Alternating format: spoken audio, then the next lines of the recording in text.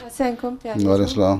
मैंने आपसे सवाल करना था कि आजकल मेडिकली असिस्टेड जो सुसाइड है उस पे बहुत डिस्कशन हो रहा है। तो मैंने पहले भी तुम्हारे जर्मनी सवाल किया था और मैंने कहा था कि ये नाजायज़ है, जिसको वो कहते हैं मर्सी किलिंग है।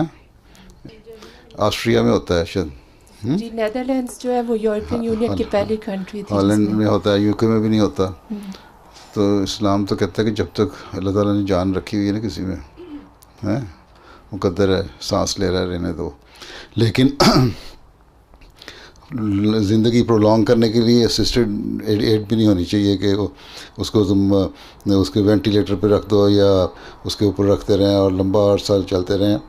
अगर 24 घंटे, 48 घंटे, ज़्यादा से ज़्यादा 2 दिन देखो। अगर ब्रेन डेड हो गया, इंसान खुद अपना सांस नहीं ले रहा, तो फिर मशीनें उतार देनी चाहिए। वो भी गलत है, वो लंबी प्रोलॉन्ग भी नहीं करनी चाहिए ज़िंदगी, तकलीफ़ देने वाली बात है मरीज़ को।